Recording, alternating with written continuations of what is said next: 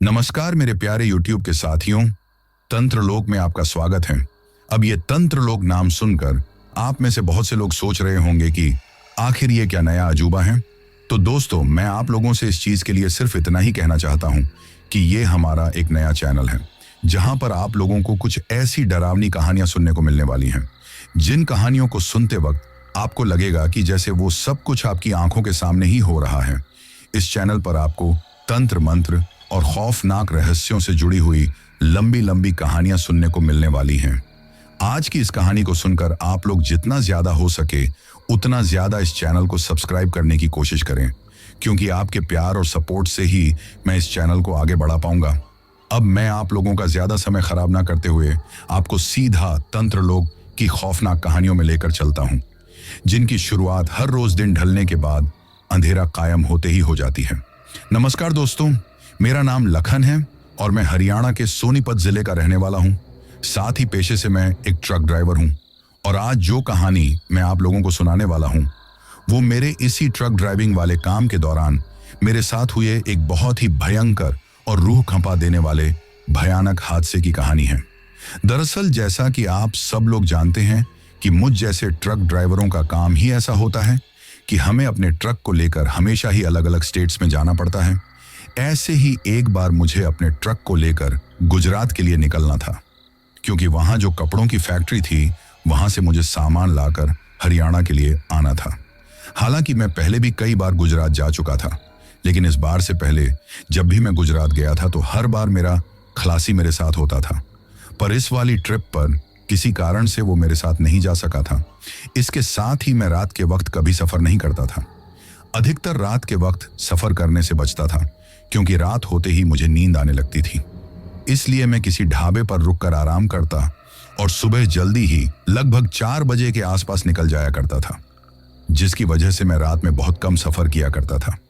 परंतु इस बार मुझे जल्दी ही गुजरात पहुंचना था, इसलिए एक ढाबे पर खाना खाने के बाद मैं रात में भी अपनी ट्रक को दौड़ाते जा रहा था, ये सोचकर कि रात को सफर करूंगा और फिर किसी ढाबे पर 1-2 घंटे आराम करके फिर से अपना ट्रक लेकर निकल जाऊंगा।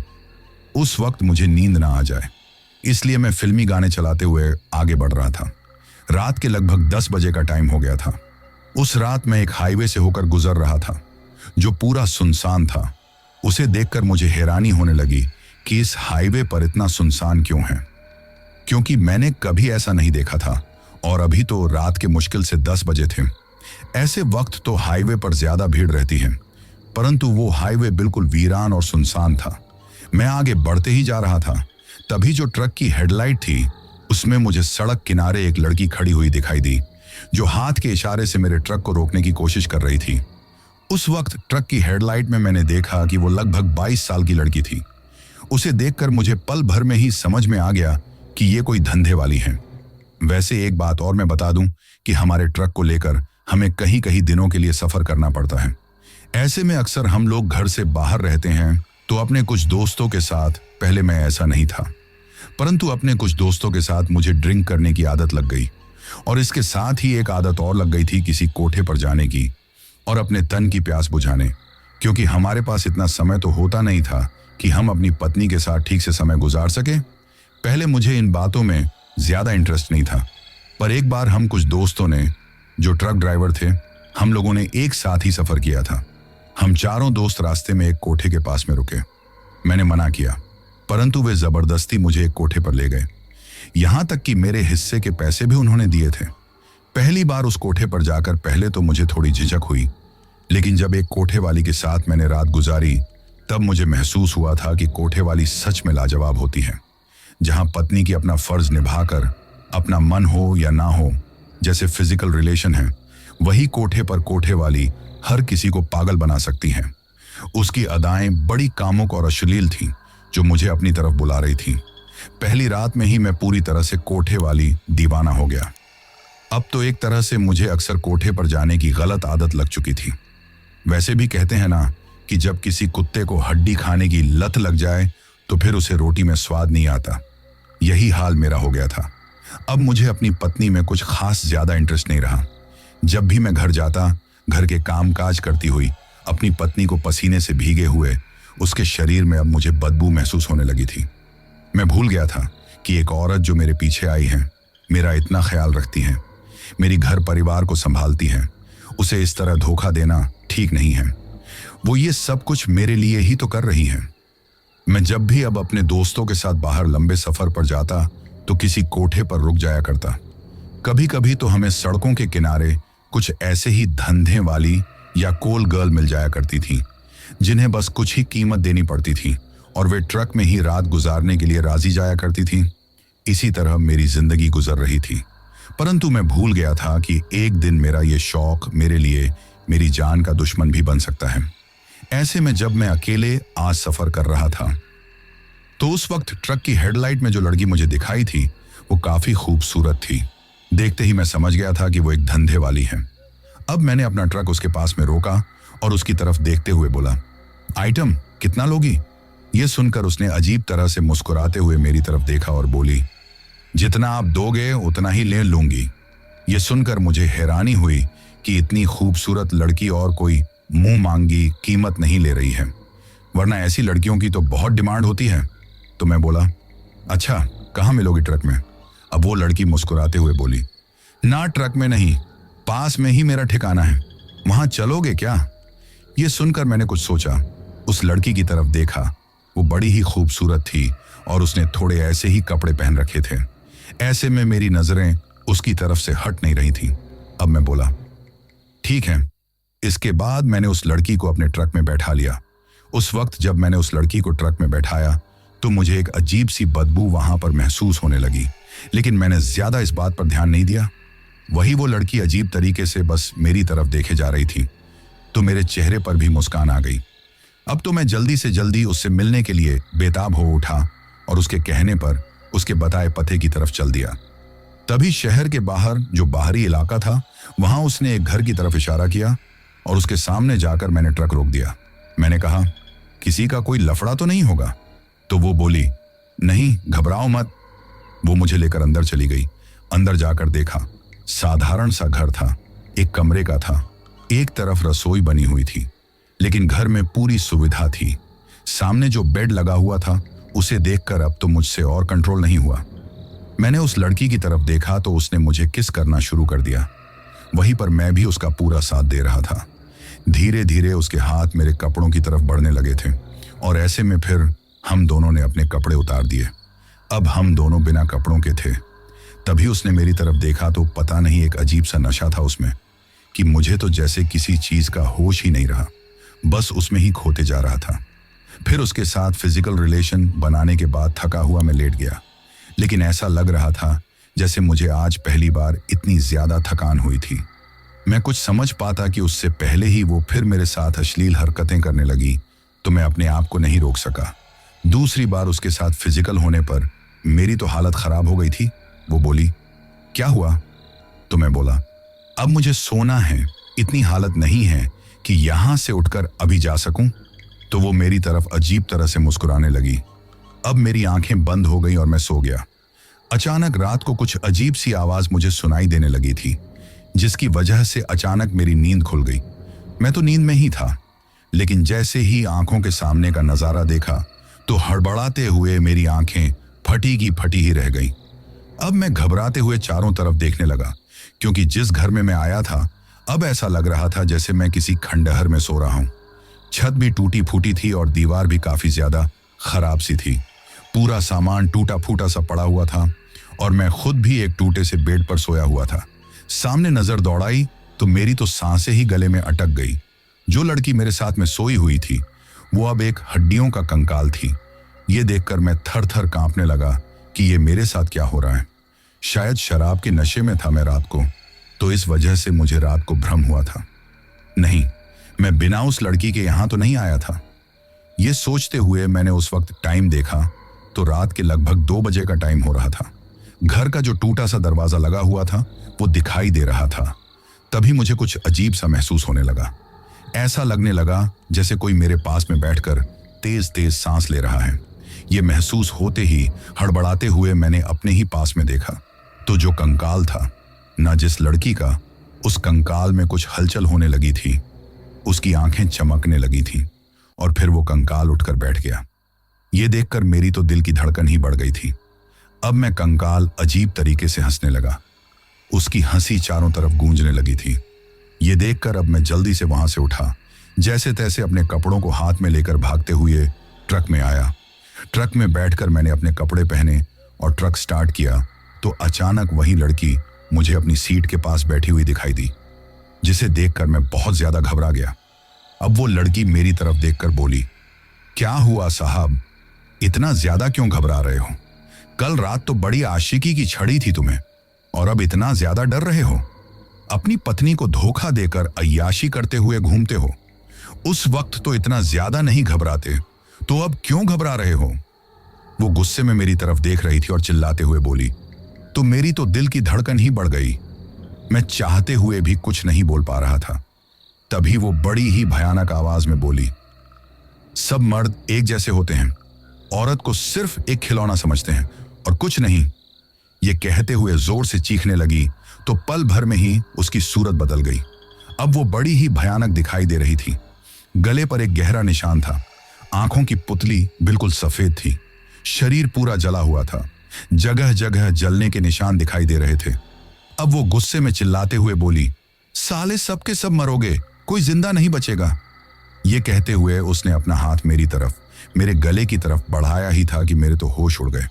मुझे अपनी आंखों के सामने अपनी मौत नजर आने लगी थी।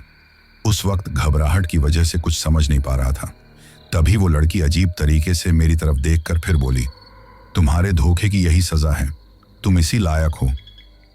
यह कहते हुए अपने हाथ जैसे ही मेरे गले को पकड़ने के लिए बढ़ाया और मेरा गला जोर से दबाया तो मेरी सांसें ही पल भर में ही उखड़ने लगी थी। ऐसे में हिम्मत करके तभी मैंने ट्रक के बॉक्स में रखी हुई गणपति बप्पा की मूर्ति को हाथ में लिया और उसके आगे कर दिया तो वो दर्द से तड़पने लगी और चीखने लगी। ऐसा लगने लगा जैसे उसके शरीर में आग लग रही हो, उसे तकलीफ हो रही थी।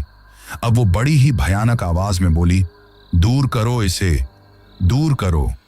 परंतु मैं घबराते हुए उस मूर्ति को उसके सामने किए जा रहा था, जिसकी वजह से वो पीछे की तरफ खिसक गई।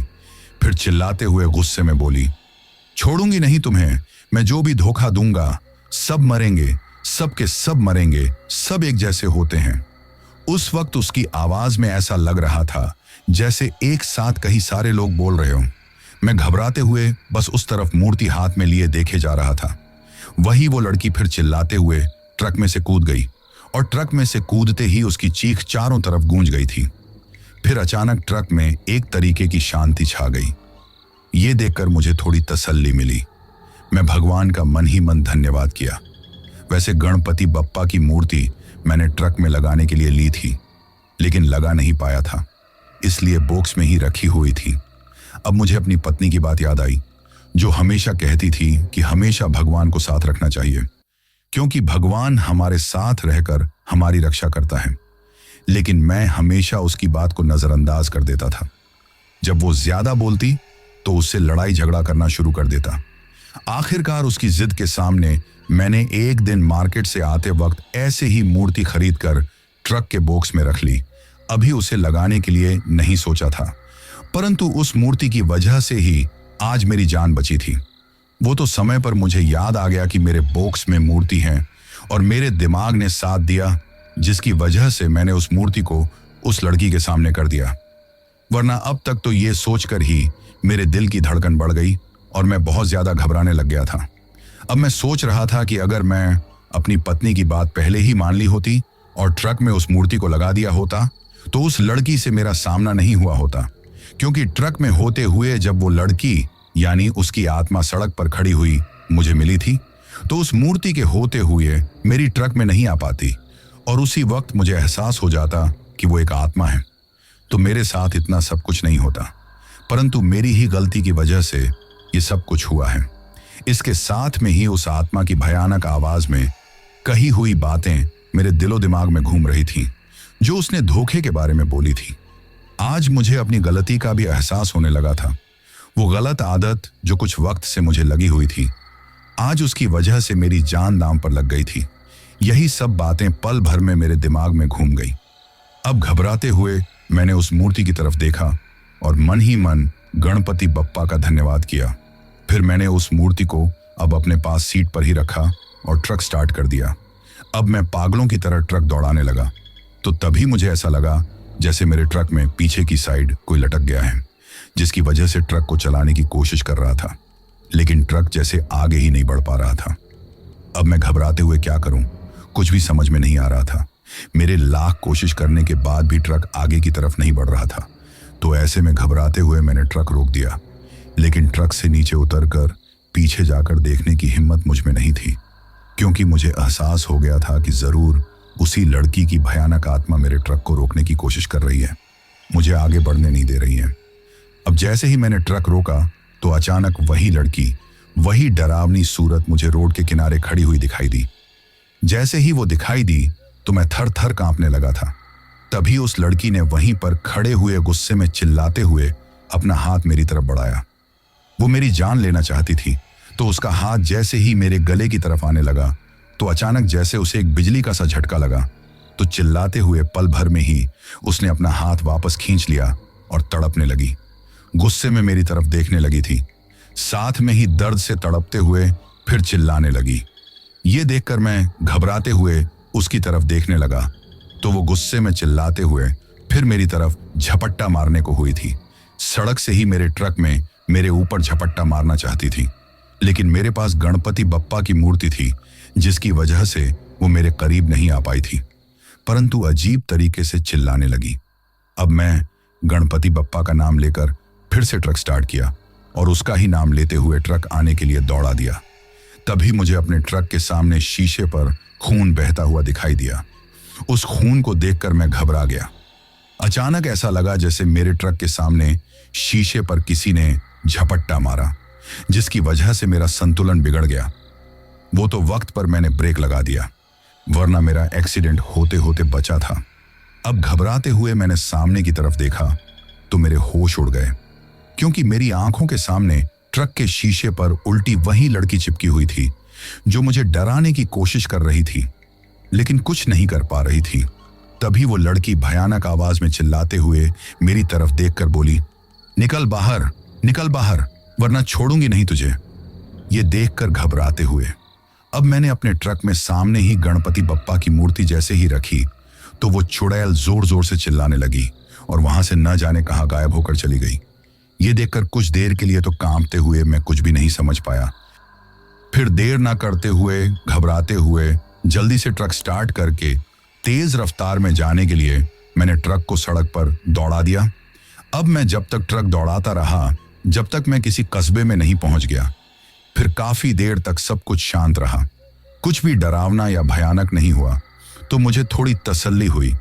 लेकिन फिर भी अनजान सा डर सताने लगा कि वो लड़की एक आत्मा थी, न जाने कब मेरे साथ आ जाए, कब मेरी जान ले ले। ये सोचकर ही मैं घबराते जा रहा था। वैसे उस आत्मा ने तो मेरी जान लेने की पूरी कोशिश की थी, लेकिन मेरी किस्मत अच्छी थी कि मेरी जान बच गई। भगवान ने आखिरकार मेरी जान बचाई ली थी। अगर मेरे पास ये मूर्ति ना होती तो क्या होता? ऐसे तरह तरह के ख्याल मेरे दिमाग में आ रहे थे।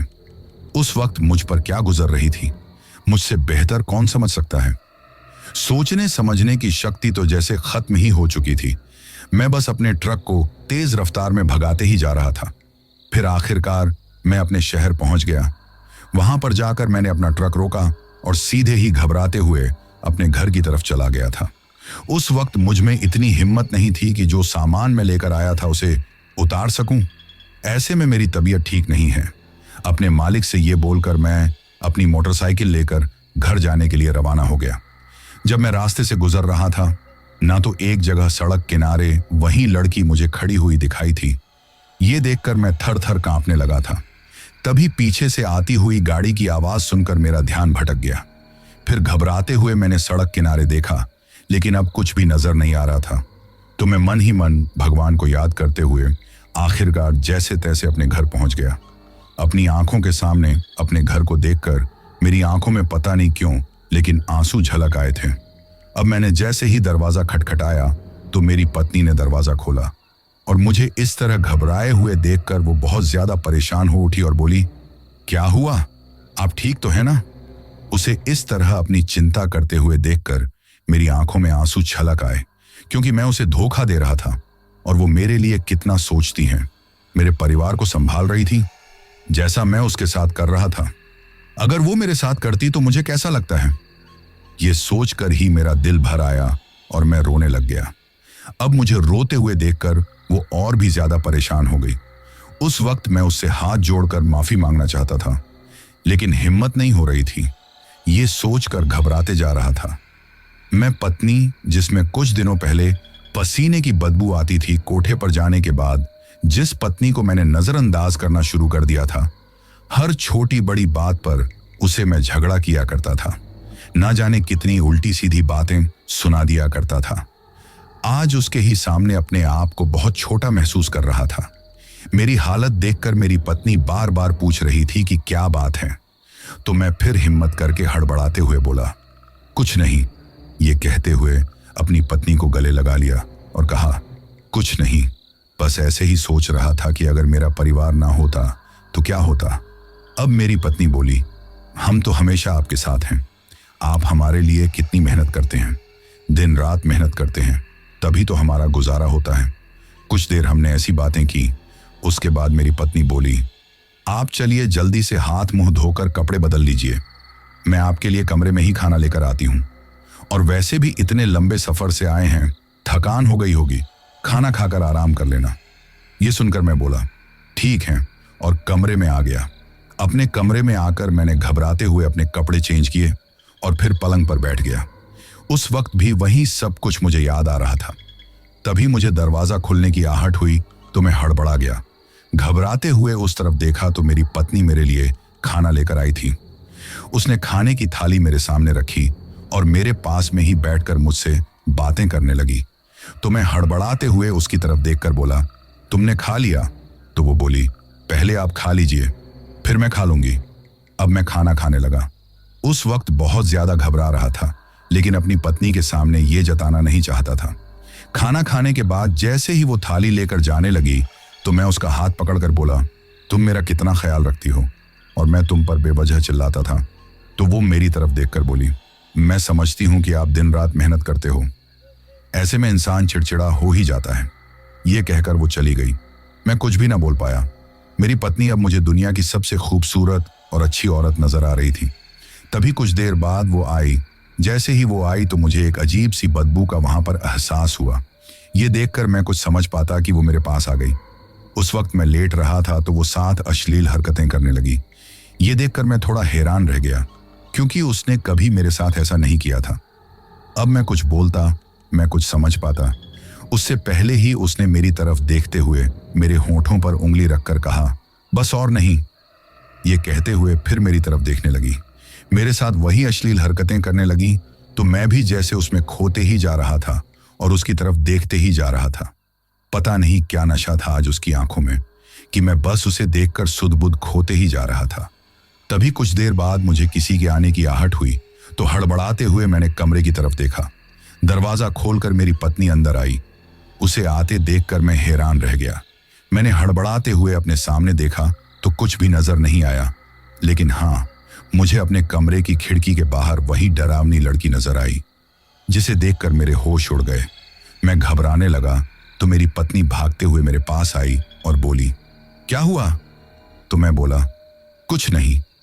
मेरी हालत देखकर वो बोली, कोई ना कोई बात तो है, बताइए ना क्या हुआ। अब मैं बोला, कुछ नहीं, बस थोड़ी थकान महसूस हो रही थी। ये कहकर करवट बदल कर लेट गया तो मेरी पत्नी भी ज्यादा कुछ नहीं बोली और पास में ही लेट गई। सारा दिन सुबह से लेकर शाम तक वो घर के कामों में लगी रहती थी। ऐसे में कुछ ही देर में उसे नींद आ गई, परंतु घबराहट की वजह से मुझे नींद नहीं आ रही थी। मैं सोने की कोशिश करते जा रहा था। तभी मुझे नींद आ गई। जब मैं सो रहा था तो मुझे ऐसा महसूस हुआ जैसे कोई मुझे घूर कर देख रहा है और जैसे कोई चीज मुझे टच कर रही है। ये महसूस होते ही हड़बड़ाते हुए मेरी आंखें खुल गईं तो सामने का दृश्य देखकर मेरे तो पैरों तले ही जमीन खिसक गई थी। उस लड़की ने मुझे देखकर अजीब तरीके से मुस्कुराने लगी तो उसके मुंह से खून टपकने लगा, जो सीधे ही मेरे ऊपर टपकते जा रहा था। उसके बाल भी मेरे सीने को टच कर रहे थे। फिर ये देखकर मैं कुछ बोलता कि तभी वो छलांग मारकर मेरे सीने पर आकर बैठ गई और अजीब सी आवाज में बोली, क्या हुआ? ये कहते हुए अजीब तरीके से मुस्कुराने लगी थी। अब घबराते हुए मैंने अपनी पत्नी की तरफ देखा तो वो लड़की मेरी तरफ देखकर गुस्से में भयानक आवाज में बोली, उसकी तरफ क्या देख रहे हो? वो बचाएगी तुम्हारी जान, तुम्हारे जैसे धोखेबाज इंसान की जान। तुझे पता चलेगा अब अपने प्यार को धोखा देना क्या होता है। सब के सब एक जैसे होते हो, कोई नहीं बचेगा। ये कहते हुए चिल्लाने लगी। उसकी आवाज चारों तरफ गूंज रही थी। अब उसका रूप देखते ही देखते बदल गया। पूरे चेहरे पर चोट के निशान नजर आने लगे थे। आंखों की पुतली बिल्कुल सफेद हो गई। गले पर भी एक गहरा निशान नजर आया। इसके साथ ही पूरा शरीर आग की तरह झुलस गया था। ये देखकर मैं थर थर कांपने लगा था। तभी उस लड़की ने गुस्से में चिल्लाते हुए मेरी तरफ देखा तो उसके दांत बड़े हो गए। अब वो मेरा खून पीने के लिए मेरी गर्दन की तरफ बढ़ने ही लगी थी कि मेरे होश उड़ गए और मेरी चीख निकल गई। मेरी चिल्लाने की आवाज सुनकर मेरी पत्नी की नींद खुल गई। जैसे ही उसकी नींद खुली तो एक काले धुएं में बदलकर वो लड़की खिड़की की तरफ चली गई तो खिड़की भी आवाज करते हुए खुल गई और वो लड़की वहां से चली गई। मैं बहुत ज्यादा डर रहा था तो मुझे घबराते देखकर मेरी पत्नी बोली, क्या हुआ? अब मैं उसे सब कुछ बताना चाहता था, कुछ छुपाना नहीं चाहता था। सोच रहा था अगर मर भी जाऊंगा तो कम से कम ये बोझ तो अपने सीने पर ना लेकर जाऊंगा कि मैंने अपनी पत्नी को धोखे में रखा है। परंतु उस वक्त इतनी ज्यादा घबराहट हो रही थी कि मैं उसे कुछ नहीं बता पा रहा था। मेरी हालत देखकर मेरी पत्नी ने मुझे आराम करने के लिए लिटा दिया। उसे कुछ बताने के लिए जैसे मेरे गले से आवाज ही नहीं निकल रही थी। अब घबराते हुए मैंने अपनी आंखें बंद कर ली और उसका हाथ अपने हाथों में लेकर मैं सो गया। शायद मुझे सोए हुए देखकर वो भी कुछ ही देर में सो गई थी। धीरे धीरे रात निकल गई थी। सुबह जब मेरी नींद खुली तो मैंने देखा कि मुझे बहुत तेज बुखार था। मैं बुखार में बुरी तरह तप रहा था। तभी मेरी पत्नी अंदर आई और मेरे पास बैठकर बोली, कैसे हो? ये कहते हुए उसने जैसे ही मेरे माथे को छूकर देखा तो घबराते हुए बोली, आपको तो बहुत तेज बुखार है। ये कहते हुए वो जल्दी से रसोई में जाकर सूती कपड़ा पानी में भिगोकर लेकर आई और मेरे सिर पर रख दिया। वो बहुत ज्यादा परेशान थी। ऐसे में मेरी तरफ देखकर बोली, डॉक्टर के यहाँ चलते हैं। तो मैं हड़बड़ाते हुए उसकी तरफ देखकर बोला, नहीं, तुम मेरे साथ रहो। तो वो बोली, अभी डॉक्टर के पास चलते हैं। ये कहते हुए उसने पड़ोस में ही हमारे एक लड़के को कॉल किया। कुछ ही देर में वो लड़का अपनी मोटरसाइकिल लेकर आ गया तो मेरी पत्नी ने उसके पीछे मुझे बिठाया और पीछे से खुद बैठकर मुझे पकड़कर वे लोग अस्पताल लेकर गए, जहां पर मेरी हालत को देखते हुए मुझे तुरंत ही एडमिट कर लिया गया था। मेरी पत्नी रोने लग गई थी। मैं उसकी तरफ देखे जा रहा था। अब तो चाहते हुए भी मेरी आवाज गले से नहीं निकल रही थी। उस वक्त मुझे इतनी ज्यादा कमजोरी महसूस हो रही थी। ऐसा लग रहा था जैसे मेरे शरीर का खून किसी ने नोच लिया हो और उठने लायक भी मेरी हालत ना हो। साथ में शरीर में जलन भी महसूस हो रही थी, जैसे उसमें कोई सी सुई चुभो रहा हो। परंतु चाहते हुए भी मैं कुछ नहीं कर पा रहा था। वही गोली के असर से मेरा थोड़ा बुखार कम हुआ तो मुझे इंजेक्शन लगा दिया। फिर धीरे धीरे मैं सो गया था। जब मैं सो रहा था तो मुझे अपने कानों में वही भयानक आवाज सुनाई दी। क्या हुआ? डर गए क्या? ये आवाज जैसे कि मुझे सुनाई दे तो हड़बड़ाते हुए मेरी आंख खुल गई। मैंने चारों तरफ हड़बड़ाते हुए देखा, लेकिन मुझे अब कुछ भी नजर नहीं आ रहा था। तभी मेरी पत्नी बाहर से आई और मुझे देखकर बोली, जाग गए आप? ये देखिए, पड़ोस वाली भाभी ने खाना भिजवाया है, अभी उनका बेटा देकर गया है। ये कहकर खाना लेकर मेरे पास में आई और जो खिचड़ी थी उसे अपने हाथों से मुझे खिलाने लगी थी। लेकिन मैं तो बहुत ज्यादा डर रहा था। उसने थोड़ी बहुत मुझे खिचड़ी खिलाई और दवाई लेकर आराम करने के लिए मैं फिर से लेट गया।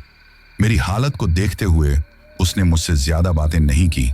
तभी उसकी मायके वालों का कॉल आ गया तो वो उनसे बातें करने लग गई।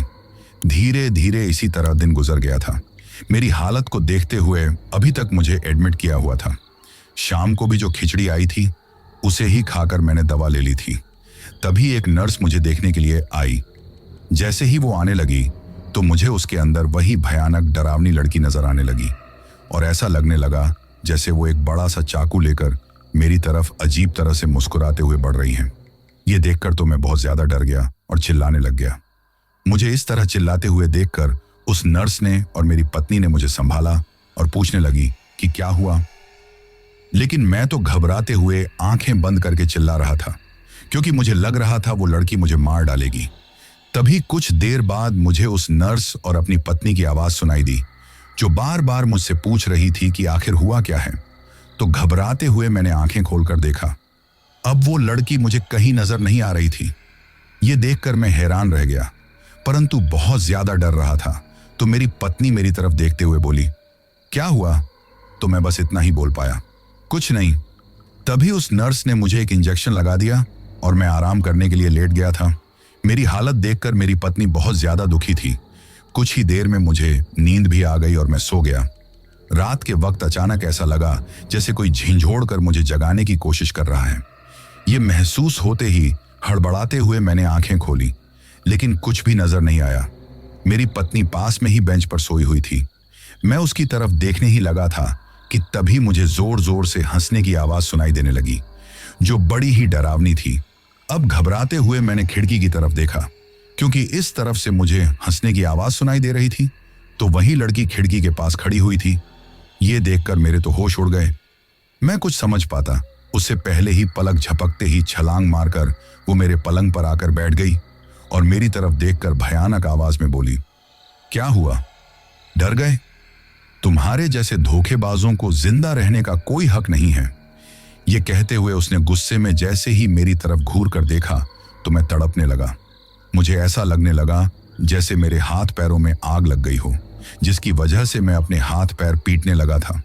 और ऐसे में पास में रखा हुआ पानी का जग नीचे गिर गया।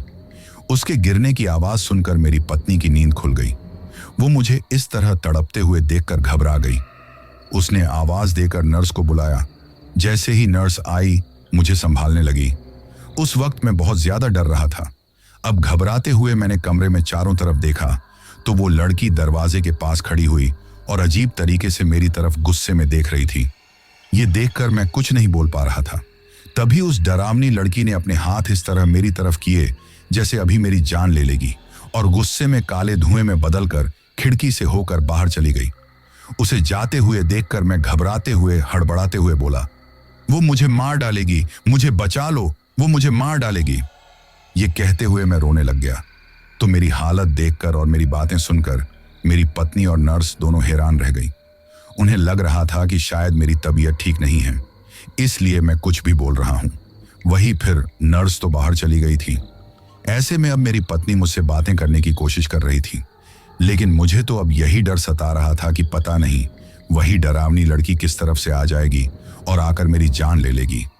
ऐसे में मैं अपनी पत्नी से कुछ भी नहीं बोल पा रहा था। वैसे सारी रात मैं ठीक से सो नहीं पाया, तो मुझे नर्स ने एक गोली दी। उसके असर से कुछ देर के लिए मैं सो गया था। सुबह जब मेरी नींद खुली तो मैंने देखा कि मेरे ससुराल वाले भी आ गए थे। मेरी हालत देखकर वो लोग भी परेशान थे। उस वक्त मुझे इस तरह घबराते हुए देखकर वो लोग मुझसे पूछ रहे थे कि आखिर बात क्या है, परंतु मैं कुछ भी नहीं बोल पाया। तो मेरी पत्नी उन्हें बताने लगी कि किस तरह मैं घबरा जाता हूं, चिल्लाने लगता हूं। ये सारी बातें सुनकर तभी मेरी सासू माँ मेरी तरफ देखते हुए बोली, मुझे तो कुछ डॉक्टरों की बीमारी नहीं लगती है, कहीं किसी बुरी शक्ति का असर तो नहीं है। आंखें भी देखो किस तरह की हो रही हैं, जरूर किसी न किसी बुरी शक्ति का असर है। ये सुनकर मेरे ससुर जी बोले, कैसी बातें कर रही हो? तो मेरी सासू माँ बोली, आप हमेशा मेरी हर बात को अंधविश्वास कहते हो, लेकिन मुझे तो ऐसा ही लगता है। इसी बात पर दोनों के बीच में बहस होने लगी और कुछ देर मेरे पास बैठकर वे लोग चले गए। मैं अपनी सासू माँ को बताना चाहता था कि वो जो सोच रही हैं वो बिल्कुल सच है।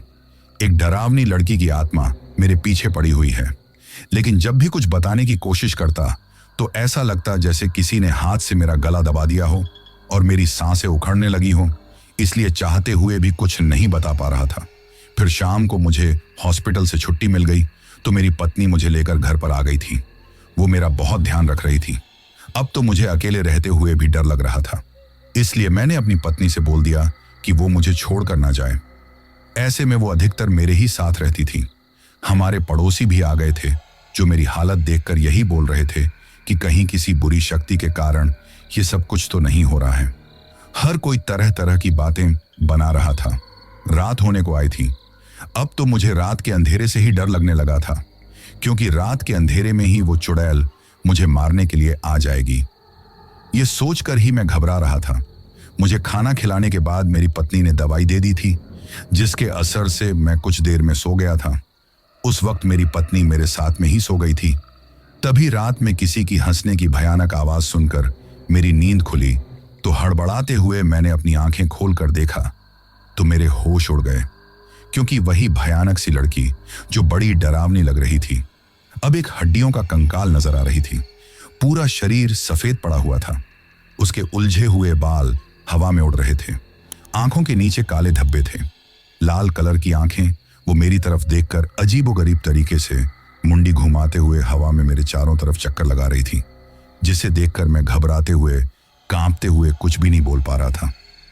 वैसे भी अब तो मुझे हर पल अपनी मौत अपनी आंखों के सामने ही नजर आ रही थी कि पता नहीं कब मेरी जान चली जाए और उस वक्त मुझ पर क्या गुजर रही थी, मुझसे बेहतर कौन समझ सकता है। तभी वो लड़की आकर मेरे पास खड़ी हो गई और जोर जोर से भयानक हंसी हंसने लगी। उसकी हंसी चारों तरफ गूंज रही थी और फिर गुस्से में मेरी तरफ देखकर घूरने लगी। तभी उसी भयानक आवाज में बोली, नहीं बचोगे तुम, नहीं बचोगे, तुम्हारे जैसे धोखेबाजों की यही सजा है। ये कहते हुए चिल्लाने लगी। उस वक्त ऐसा लग रहा था जैसे बहुत सारे लोग एक साथ में बोल रहे हों। मैं थर थर कांपने लगा था। मेरी आंखों से आंसू बहने लगे। घबराते हुए मैंने अपने हाथ जोड़ दिए उस लड़की से अपनी जान बचाने के लिए, लेकिन कुछ बोल नहीं पाया। अपनी पत्नी को जगाने की कोशिश करता कि तभी उस डरावनी लड़की ने अपने हाथ मेरी तरफ बढ़ाए। उसके हाथों के नाखून काफी लंबे और नुकीले थे। ऐसा लग रहा था जैसे वो अभी नोचकर बेरहमी से मुझे मार डालेगी। ये देखकर और ये सोचकर मैं बहुत ज्यादा घबरा गया। तभी देखते ही देखते उसके नाखून और भी काफी बड़े हो गए थे और वो फिर हवा में उड़कर मेरे बिल्कुल नजदीक आ गई थी, जिसकी वजह से मैं बहुत ज्यादा डर गया। तभी जैसे ही वो मेरा गला दबाने को हुई तो घबराते हुए मैं बेहोश हो गया। जब मुझे होश आया तो ये देखकर मेरी आंखें फटी की फटी ही रह गई कि अब मैं अपने घर में नहीं था, उस खंडहर में था जिस खंडहर में मैंने कभी उस डरावनी लड़की के साथ रात गुजारी थी। ये देखकर मैं घबराते हुए इधर उधर देखने लगा तो चारों तरफ से भयानक भयानक सी आवाज सुनाई देने लगी। वही हड्डियों का कंकाल पास में पड़ा हुआ था, जिसमें से भयंकर तरीके की बदबू आने लगी। और फिर देखते ही देखते उस कंकाल में हलचल होने लगी। वो हड्डियों का कंकाल अब हंसने लगा। उसकी डरावनी लाल कलर की आंखें भी चमक रही थीं। ये देखकर मैं थर थर कांपने लगा। तभी उस हड्डियों के कंकाल ने उठकर अपने हाथ से मेरा गला पकड़ लिया। मेरी सांस उखड़ रही थी। चारों तरफ उस लड़की की भयानक हंसी गूंज रही थी। मैंने जैसे तैसे अपने आप को उस हड्डियों के कंकाल से अलग किया और उस खंडहर से बाहर निकलकर पागलों की तरह भागने लगा तो पीछे से उसी भयानक लड़की की आवाज सुनाई देने लगी, जो ऐसा लग रहा था जैसे हंसते हुए मेरे पीछे भाग रही थी। उस वक्त मुझे यह भी होश नहीं था कि मैं कहां भाग रहा हूं, कैसे भाग रहा हूं। बस अपनी जान बचाने के लिए पागलों की तरह भागते ही जा रहा था। तभी अचानक सामने से आती हुई एक गाड़ी के सामने मैं आ गया और मेरा एक्सीडेंट हो गया। जैसे ही उस गाड़ी ने मुझे टक्कर मारी, मैं उछलकर सड़क के किनारे गिर गया और मैं बेहोश हो गया था। सुबह जब मुझे होश आया तो मैं हॉस्पिटल में था। ये देखकर मुझे तो समझ में नहीं आ रहा था कि मैं हॉस्पिटल में कैसे आया हूं।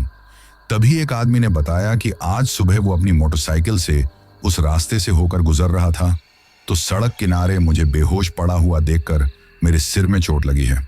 ये देखकर समझ में आ गया कि रात को जरूर मेरा एक्सीडेंट हुआ है, इसलिए उसने ही मुझे अस्पताल में पहुंचाया है। उसकी बातें सुनकर मैं कुछ बोल नहीं पा रहा था। तभी मेरी पत्नी भागते हुए रोते हुए वहां पर आ गई थी, क्योंकि वो उसी अस्पताल में था जिसमें अभी मुझे कल ही छुट्टी मिली थी। और ऐसे में नर्स ने कॉल करके मेरे एक्सीडेंट की खबर मेरी पत्नी को दे दी थी, जिसकी वजह से वो घबराते हुए आई। मुझे देखकर वो रोने लग गई थी और कहने लगी, आप ठीक तो है ना? तो मैं हड़बड़ाते हुए बोला, तुम घबराओ मत, मैं ठीक हूं। ये सुनकर वो बोली, रात को मेरी नींद खुली थी, आपको ना देखकर चारों तरफ ढूंढ लिया पागलों की तरह, आपको ढूंढ रही थी। आज सुबह नर्स ने मुझे बताया कि आप यहां हैं। ये कहते हुए रोते हुए कह रही थी, आप वहां कैसे चले गए? लेकिन उसके सवालों का मेरे पास कोई जवाब नहीं था। आखिर उसे बताता भी तो क्या बताता, क्या बोलता? मैं उससे कहता कि मुझे तो खुद नहीं पता कि मैं वहां से कैसे गया था, जरूर वो आत्मा मुझे अपने साथ लेकर गई थी। अपनी पत्नी की बातें सुनकर मैं बस उसकी तरफ घबराते हुए देखते जा रहा था और वो रोए जा रही थी। तभी उसके साथ में आई एक पड़ोस की औरत बोली, भाभी जी, आप यकीन करें या ना करें, लेकिन मुझे तो कोई बुरी शक्ति का ही असर लगता है। ये कहते हुए मेरी पत्नी से इस बारे में बातें करने लगी। वहीं मेरे सिर पर मरहम पट्टी कर दी गई थी। भगवान की कृपा से मुझे ज्यादा गहरी चोट नहीं आई थी। फिर मेरी पत्नी मुझे लेकर घर चली गई। कुछ देर बाद हमारे पड़ोस में रहने वाले भैया भाभी हमारे घर में आए। वो अकेले नहीं थे, उनके साथ में एक आदमी था जो देखने में ही किसी तांत्रिक के जैसे लग रहा था। जब वो अंदर आया तो घर में चारों तरफ देखने लगा और फिर उसने मेरी तरफ देखा। मैं तो घबराते हुए कुछ भी नहीं बोल पा रहा था। वहीं उसे देखकर मेरी पत्नी उसके सामने हाथ जोड़कर रोते हुए बोली, बाबा, मेरे पति को पता नहीं क्या हो गया है, कुछ तो बताइए, उन्हें हुआ क्या है। तो वो मेरे पास आया और मेरी तरफ देखने लगा। फिर गंभीर आवाज में मेरी पत्नी की तरफ देखकर बोला, ये तो तुम इससे ही पूछो कि इसके साथ हुआ क्या है, सब कुछ पता है इसे। ये सुनकर मेरी पत्नी और उन भैया भाभी ने मेरी तरफ हैरानी से देखा तो मैं हड़बड़ाते हुए कुछ नहीं बोल पा रहा था। तो वो तांत्रिक बोला, अपने मुंह से मैं बताना नहीं चाहता सच्चाई, अगर ये खुद बता दे तो बेहतर है, मैं तो यही पास के गांव से आया था। ये कहते हुए भैया भाभी की तरफ देखा और कहा, ये लोग मुझे सुबह से ही बुला रहे थे तो मैं तो कुछ देर के लिए चला आया। ये कहते हुए मेरी पत्नी की तरफ देखकर बोला, इस सच्चाई का पता है कि इसके साथ क्या हुआ है, क्यों वो आत्मा इसके पीछे पड़ी हुई है, एक बार इससे पूछकर देखो, इसकी बातों में ही तुम्हें तुम्हारे हर सवाल का जवाब मिल जाएगा। ये कहकर वो तांत्रिक वहां से चला गया। वहीं पड़ोस में रहने वाले भैया भाभी भी कुछ देर हमारे पास में रुके और उस तांत्रिक के बारे में पूछने के लिए चले गए कि वो कहाँ रहता है। मेरी पत्नी अब मेरी तरफ देख रही थी तो मैं हड़बड़ाते हुए क्या बोलता। तभी मेरी पत्नी मेरे पास आई और बोली, बताइए ना, क्या हुआ है, कुछ तो बताइए, क्यों वो आत्मा आपके पीछे पड़ी हुई है, कोई तो नाता होगा आपका उस आत्मा से, आखिर क्या वजह है जो वो आपके पीछे पड़ी है। ये सुनकर मैं रोने लग गया और रोते हुए मैंने सारी बातें बता दी। जैसे ही मैंने सारी बातें बताई, मेरी पत्नी की तरफ देखा जो रोते हुए घूर कर मुझे देख रही थी, क्योंकि मैं जानता था कि ये जो सारी सच्चाई मैंने उसे बताई है, इन सब की वजह से उसे बहुत तकलीफ हुई होगी। आखिर मैंने उसका भरोसा तोड़ा था, उसे धोखा जो दिया था। अब मैं उसके सामने हाथ जोड़कर रोते हुए बोला, मुझे माफ कर दो, मुझसे बहुत बड़ी गलती हो गई, मुझे माफ कर दो। परंतु वो बोली, मैं आपके लिए अभी दूध लाती हूं। ये कहकर रोते हुए वहां चली गई थी। कुछ देर बाद वो आई और वापस जाने लगी तो मैंने उसका हाथ पकड़ लिया और अपने किए पर माफी मांगने लगा। तो वो मेरी तरफ देखकर बोली, ठीक है, माफ कर दूंगी आपको, लेकिन मेरी एक बात का जवाब आप मुझे दे दो। ये सुनकर मैंने उसकी तरफ देखा तो वो बोली, जो आपने किया है अगर वही मैं करती तो क्या आप मुझे माफ कर देते, क्या आप मुझे अपना लेते। ये सुनकर उसकी बातों का मेरे पास कोई जवाब नहीं था तो मुझे चुप देखकर वो बोली, मिल गया आपको अपनी माफी का जवाब। ये कहते हुए वहां से चली गई थी। अब मेरे पास रोने के सिवाय और पछतावे के अलावा कुछ नहीं था। मैं अपने आप को कोसता जा रहा था। सारा दिन इसी तरह गुजर गया था। मेरी पत्नी ने ठीक तरह से मुझसे बातें नहीं की थी। मैं जानता था उसे कितनी गहरी तकलीफ पहुंची थी। मैंने उसके भरोसे का नाजायज फायदा उठाया है, लेकिन वो मेरा ख्याल बहुत अच्छे से रख रही थी। जैसे जैसे दिन ढलता जा रहा था और रात होने को आई, वैसे वैसे मुझे बहुत ज्यादा घबराहट होने लगी थी, क्योंकि मुझे अपने साथ जो कुछ हुआ था वही सब कुछ याद आ रहा था। और आज तो मुझे समझ में आ गया कि अब तक तो मेरी जान बच गई, लेकिन शायद अब मेरी जान ना बच पाए। अब वो डरावनी आत्मा अब मुझे जिंदा नहीं छोड़ेगी। तभी पास में रहने वाली भाभी जी मेरी पत्नी के पास आई। उन्होंने कुछ देर बातें की। मेरी पत्नी मेरे पास आई, मुझे खाना खिलाने लगी, लेकिन घबराहट की वजह से कुछ खा नहीं पा रहा था। तो वो मेरी तरफ देखकर बोली, आपके सिर में चोट लगी है और वैसे भी आपकी पहले ही तबीयत ठीक नहीं थी, थोड़ा खा लीजिए, फिर दवाई ले लीजिएगा, आराम मिलेगा, कुछ नहीं होगा, मैं हूं ना। ये कहते हुए उसने थोड़ा बहुत मुझे खिलाया और फिर दवाई देकर मुझे सुला दिया। लेकिन मुझे बहुत ज्यादा घबराहट हो रही थी। मुझे लग रहा था कि कल की तरह वो डरावनी लड़की मुझे अपने साथ ले जाएगी। यही सोचते हुए दवाई के असर से कुछ ही देर में मैं सो गया। जब मैं सो रहा था तो आधी रात के वक्त वही अजीब सी आवाज सुनकर मेरी नींद खुल गई और जैसा मैंने सोचा था वही हुआ था। मैं उसी खंडहर में था। ये देखकर मैं बहुत ज्यादा घबराने लगा। तभी वो कंकाल मेरी तरफ आया। देखते ही देखते उस भयानक लड़की में बदल गया। वो अजीबो गरीब आवाज करते हुए मेरे पास आई और गुस्से में चिल्लाते हुए बोली, यही सजा है तुम्हारी। ये कहते हुए उसने अपना हाथ पकड़कर मेरा गला जोर से दबा दिया, जिसकी वजह से मेरा दम घुटने लगा। मैं तड़पने लगा था। वहीं मेरी तरफ गुस्से में देखते हुए वो डरावनी लड़की फिर जैसे ही मेरा खून पीने को हुई तो अचानक कुछ मंत्रों की आवाज सुनाई देने लगी। तो मैंने घबराते हुए उस तरफ देखा तो मेरी पत्नी और मेरे पड़ोस में जो भैया भाभी रहते थे वो उस तांत्रिक के साथ आए हुए थे। उस तांत्रिक को आते देखकर उस डरावनी लड़की ने मेरा गला छोड़ दिया और गुस्से में देखते हुए उस तांत्रिक के सामने जाकर खड़ी हो गई। अब मेरी पत्नी ने भागकर मुझे संभाला। मैं बहुत ज्यादा डर रहा था और थर थर कांपते जा रहा था। वो तांत्रिक मंत्र बोले जा रहा था तो वो लड़की तड़पने लगी, चिल्लाने लगी और गुस्से में चिल्लाते हुए बोली, चले जाओ यहां से, चले जाओ। लेकिन वो तांत्रिक गुस्से में उसकी तरफ देखकर बोला, जाना तो तुम्हें होगा।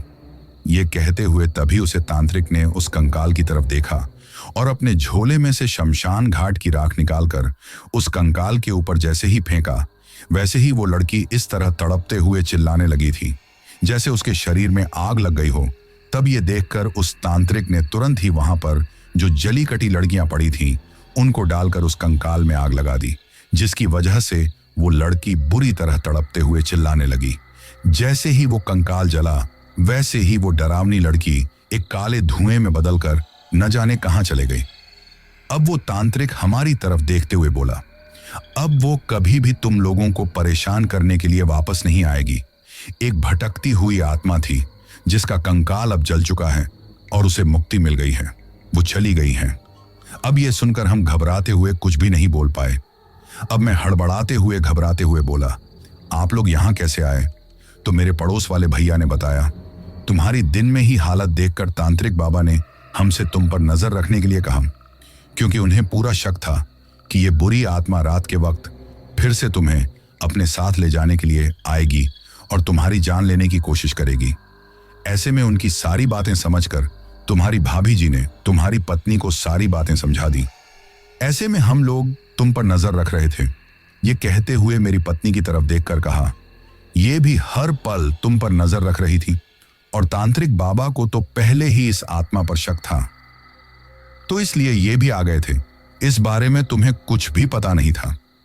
फिर जब तुम सो गए तो तुम्हारी पत्नी और ये भी सोने का नाटक करने लगी, जिससे वो आत्मा तुम्हें ले जाने के लिए आ सके। और वैसा ही हुआ। जैसे ही उस आत्मा का असर तुम्हारे ऊपर हुआ तो तुम जैसे नींद में हो ऐसे उठकर चलने लगे। उस वक्त तुम्हें किसी बात का कोई होश नहीं था, बस बड़ी तेजी से रोबोट की तरह तुम चलते जा रहे थे।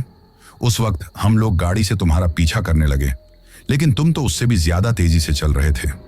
लेकिन हमें पता था कि वो आत्मा तुम्हें अपने साथ ले जा रही है, तो हम लोग ये देखकर तुम्हारा पीछा करते हुए यहां आ गए। अब ये सुनकर मेरी आंखों में आंसू आ गए। मैं कुछ नहीं बोल पाया। मैं सोचने लगा, मेरी पत्नी ने, तांत्रिक बाबा ने और इन भैया भाभी ने मेरी जान बचा ली, वरना मैं जिंदा नहीं बच पाता। वैसे अगर थोड़ी सी देर और हो जाती तो शायद मैं जिंदा न बच पाता, पर इस तरह का कोई डर नहीं था, क्योंकि एक दो बार मैं भी इस रास्ते से होकर रात के वक्त गुजरा था। मेरे साथ तो ऐसा कुछ नहीं हुआ, लेकिन अब ये लड़की की आत्मा, ये सब कुछ क्या है? कुछ दिन पहले भी कुछ ऐसी ही घटनाएं सुनने को मिली थी। तभी उस तांत्रिक ने हमें बताया कि वो लड़की किसी लड़के से प्यार करती थी और उसके प्यार में अपना घर छोड़कर उसके साथ भाग आई थी। उस लड़के ने उसे इस घर में रखा, लेकिन यहां पर रखकर पहले तो खुद उसकी इज्जत के साथ खिलवाड़ करता रहा और फिर उसे जबरदस्ती एक कोल गर्ल बना दिया। जब भी वो इन सब के बारे में मना करती तो उसकी फोटो और वीडियो सोशल मीडिया पर डालने की और उसके घर वालों की बदनामी करने की धमकी देता, उसके साथ मारपीट करता, जिसकी वजह से मजबूरन ही उस लड़की को ये सब कुछ करना पड़ता था। वैसे उस लड़के से उसने बहुत प्यार किया था और प्यार में मिले धोखे और अपनी जिंदगी को इस तरह बर्बाद होते हुए देखकर उसे बहुत तकलीफ होती थी। उसे ये देखकर बहुत गुस्सा आता कि उस लड़के ने उसे धोखा दिया था। उसकी ही तरह और भी रास्ते आते जाते लोग भी उसे एक हवस की वस्तु ही समझते थे, क्योंकि एक दो बार रास्ते आते जाते लोगों ने जब उसके साथ रात गुजारने की कीमत उस लड़के को दी, तो अकेले में उस लड़की ने उन लोगों से अपने लिए मदद मांगी। लेकिन उन्हें उस लड़की की तकलीफ से किसी को कोई लेना देना नहीं था। ये सब कुछ देखकर उस लड़की को अब किसी भी मर्द पर कोई भरोसा नहीं रहा। अब हर कोई मर्द उसे धोखेबाज लगने लगा था। उसे लगता कि जिस तरह से उसने प्यार किया है, उसी ने उसे धोखा दे दिया। वैसे ही जो उसकी कीमत चुकाते हैं, वे भी तो अपनी पत्नियों के साथ धोखा ही करते हैं। हर कोई धोखेबाज होता है। ये सोचकर उसे गुस्सा आता था। और ऐसे में एक दिन जिस लड़के के साथ वो भागकर आई थी, उसके साथ उसका झगड़ा हुआ, क्योंकि वो लड़का उस पर हमेशा दिन और रात यही काम करने का दबाव बनता था, जिसकी वजह से गुस्से में उस लड़की ने बोल दिया कि तुम्हें जो करना है कर लो, मेरी जिंदगी तो वैसे ही बर्बाद हो चुकी है, परंतु अब मैं चुप नहीं रहूंगी, मैं पुलिस में शिकायत करूंगी। जिसकी वजह से उस लड़के को यह डर सताने लगा कि कहीं ये सच में ही पुलिस के पास ना चली जाए। और ऐसे में उसने एक धारदार चाकू से उसकी जान ले ली और फिर उसे मारकर उसे एक हादसे का रूप दिखाने के लिए उस छोटे से घर में आग लगा दी। वैसे भी वे दोनों भागकर यहाँ रहने लगे थे, जिसकी वजह से ज्यादा किसी से उनका कोई मतलब नहीं था। और उनके घर वालों ने तो उस लड़की से वैसे ही रिश्ता तोड़ दिया था, तो किसी ने उस लड़की की तलाश भी नहीं की। और वो लड़की जिसकी लाश पूरी तरह भी नहीं जली थी, उसे मरने के बाद भी शांति नहीं मिली थी। बदले की भावना में वो लड़की की आत्मा यहीं पर भटकने लगी थी। सबसे पहले उसने उस लड़के को जिसने उसकी हत्या की थी, वो उसे मारने के बाद एक दिन ऐसे ही देखने के लिए कि किसी को कोई सच्चाई पता तो नहीं चली है, इस तरफ आया हुआ था, तो उस लड़की की आत्मा ने गुस्से में उसे मौत के घाट उतार दिया। और उसके बाद ये सोचकर कि दुनिया में हर कोई मर्द ऐसा ही होता है, उनसे बदला लेने के लिए हर रात उसकी आत्मा कोल गर्ल बनकर लोगों को बहकाने लगी, और जो भी उसके जाल में फंस जाता उसे ही मौत के घाट उतार देती। क्योंकि धोखेबाज इंसानों से उसे नफरत जो हो गई थी, उस तांत्रिक की बात सुनकर अब हमारी आंखों में आंसू थे। उस वक्त उस लड़की के बारे में जानकर हमें बहुत तकलीफ हुई थी। अब तक मैं जो कुछ करता आया था, उसकी वजह से मुझे अपने आप पर गुस्सा आ रहा था। समझ में आ गया था कि ऐसी कोई भी लड़की और औरत मजबूरी में ये सब कुछ करती हैं, और मेरे जैसा इंसान उनका नाजायज फायदा उठाता है। अब पल भर में ही मेरी सोच बदल गई थी। फिर मैं अपनी पत्नी के साथ वापस लौट आया, परंतु अपने साथ जो कुछ हुआ था उसका डर अभी भी मेरे दिलो दिमाग में था। मैं बहुत ज्यादा डरा हुआ था। मेरी हालत देखकर मेरी पत्नी मेरा बहुत ज्यादा ख्याल रख रही थी। वो रात गुजर गई, अगला दिन गुजर गया, और अगली रात को फिर से मुझे घबराहट होने लगी। लेकिन भगवान की कृपा से, उस तांत्रिक बाबा की मदद से आखिरकार मुझे फिर कोई ऐसा डरावना सपना नहीं आया। न मेरे साथ कुछ ऐसा हुआ जिसकी वजह से अब मुझे थोड़ी तसल्ली होने लगी कि अब मेरी जान को कोई खतरा नहीं है। परंतु मैंने जो कुछ किया था उसकी वजह से मेरी पत्नी मुझे माफ तो नहीं कर पा रही थी, लेकिन अब मैं अपनी गलती को सुधारना चाहता था। जब तक मेरी तबीयत पूरी तरह ठीक नहीं हुई और मैं इस डर से थोड़ा बहुत नहीं उभर गया, तब तक कुछ दिन तो अपने घर पर रहा, लेकिन फिर से मैंने अपना काम शुरू कर दिया। वैसे भी उस घटना के बाद काफी समय तक तो रात के वक्त में कहीं पर भी ट्रक लेकर नहीं गया, क्योंकि रात के अंधेरे में ही मुझे डर लगने लगता था। लेकिन धीरे धीरे मेरा ये डर थोड़ा कम हुआ और अब मैं पहले की तरह ही काम करने लगा था। लेकिन अब मैं किसी लड़की की तरफ नजर उठाकर भी नहीं देखता था। साथ में अधिकतर ऐसे लोगों से दूर रहता था जिन्होंने मुझे ऐसी घटिया आदत लगाई थी। अपने साथ जो कुछ हुआ था उस बारे में मैंने अपने कुछ दोस्तों को भी बताया, तो कुछ ने तो मेरी बात को मजाक में ले लिया, तो कुछ ने मेरी बात पर यकीन किया और अपनी गलती सुधारने की कोशिश की। जो कुछ मेरे साथ हुआ है वो कहीं उनके साथ न हो जाए। अब मेरी जिंदगी इसी तरह गुजरने लगी थी। मेरी पत्नी पहले की बजाय मुझसे बहुत कम बातें करती थी, हमेशा उदास रहती थी। उसकी तकलीफ समझकर मुझे बहुत तकलीफ होती थी, लेकिन मैंने हर कोशिश की अपनी पत्नी का दिल जीतने की, और धीरे धीरे वो मेरे साथ ठीक तरीके से रहने लगी। हमारी जिंदगी ठीक तरीके से गुजरने लगी।